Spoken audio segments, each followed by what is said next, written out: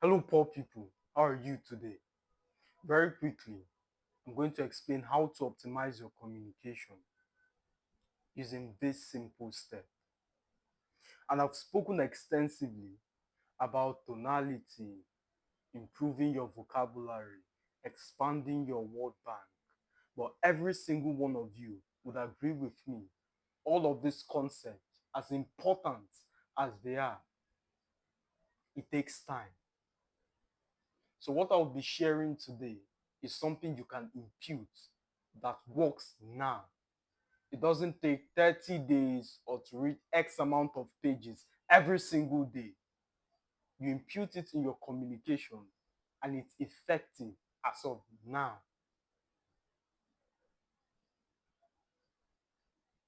Concepts takes time. It takes time to broaden your horizon. It takes time to improve your vocabulary bank. It takes time to master tonality. It takes time to be able to effectively communicate tone through a camera. It takes time to be discerning, to manipulate the atmosphere, to work in your favor. All of these concepts takes time.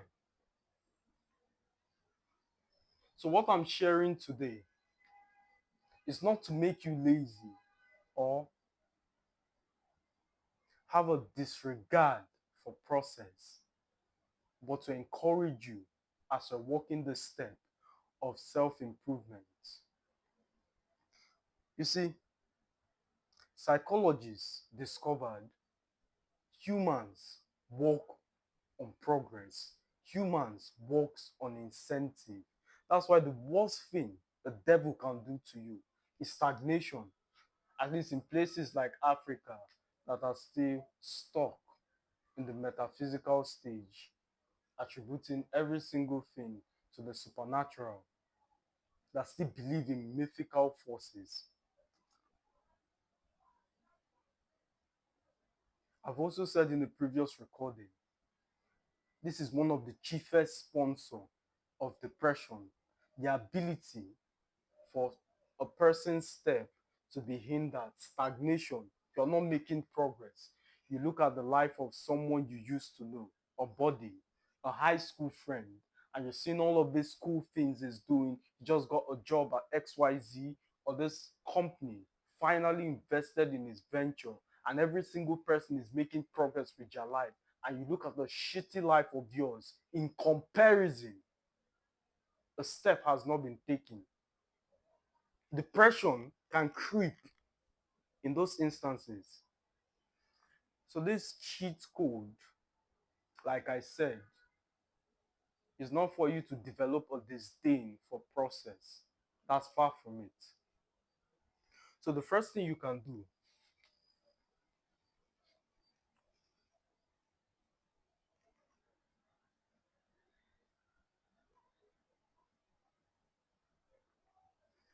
whenever you lose your thread of thoughts, instead of creating a dead air or pausing too long such that it signals you're trying to recollect your thoughts, which is not a position you want to find yourself in.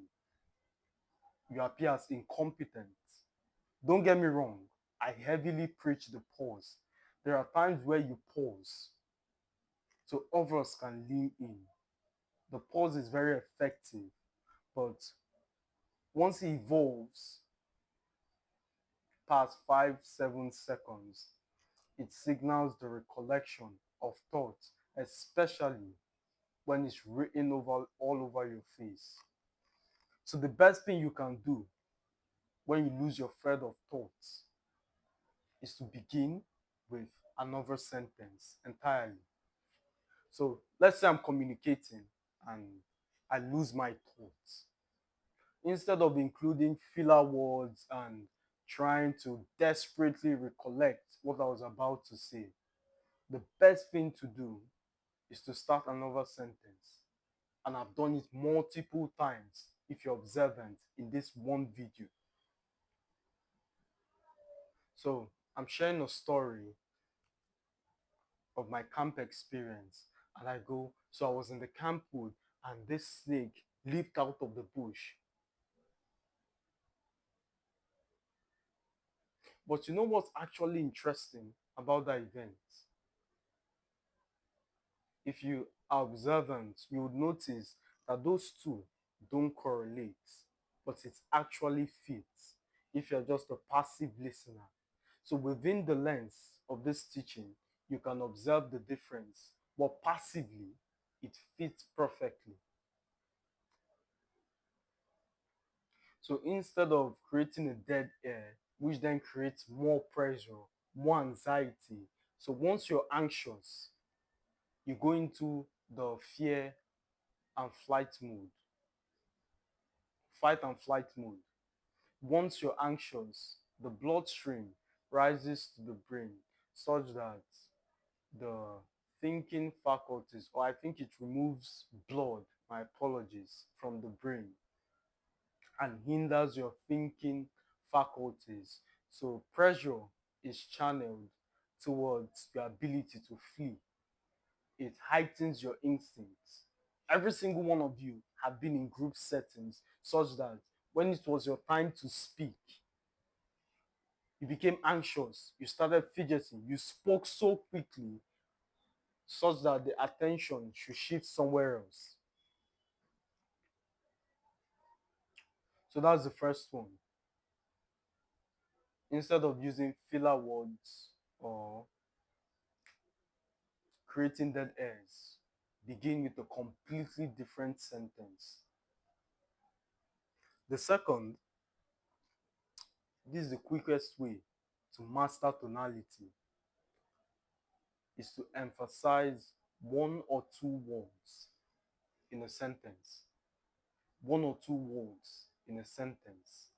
So if you struggle with being monotone, and most people have no idea they struggle with this problem, they just walk unconsciously and they have this idea that once they speak, they completely crash the vibes. So you're in a friend group or peer group, you notice something very interesting. People are passionately sharing their story and their experience. So once it reaches your turn, it's as though you drag the mood of the room, which creates the anxiety and pressure we talked about previously. So, one of the best ways to get out of that situation is to emphasize one word in two sentences or two words in a sentence. I'll give you an example. The dog was killed. The dog was killed. Which one sounds more interesting? Exactly. So the flip script or the converse of this teaching, you don't want to be too dramatic. If you're too dramatic, you come out as a clown, as a fool. I'll give you an instance. The dog was killed. No, you sound like a fool. You sound like a poser, similar to these false gurus who are desperately trying to sell a cause by flaunting some flashy lifestyle.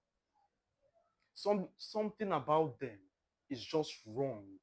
You can look at the guy and with no scrap of evidence conclude this person is a fraud.